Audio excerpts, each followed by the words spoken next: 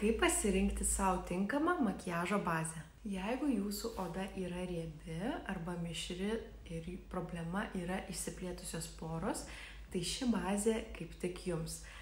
Ji suteiks gražų atspalvį veidui, šilkinę tekstūrą ir tikrai labai gražiai užlygins poras.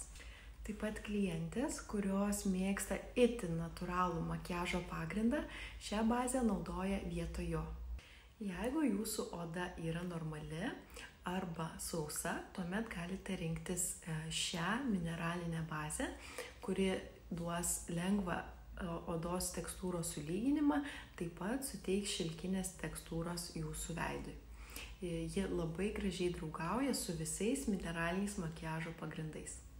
Jeigu jūsų oda yra sausa, esate brandžios odos savininkė, taip pat jeigu norite, kad oda įgautų natūralaus spindesio, tuomet jums reikėtų rinktis deimantinę bazę. Mano vienas mėgstamiausių triukų su šiuo produktu tai yra įmaišyti lašelį jos į makiažo pagrindą.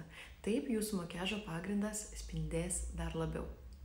Dar vienas patarimas, tai aš šį produktą labai mėgstu naudoti klientėms dekolte zonai, ypatingai nuotakoms ir visoms, kuriuom norisi super subtilaus švytėjimo.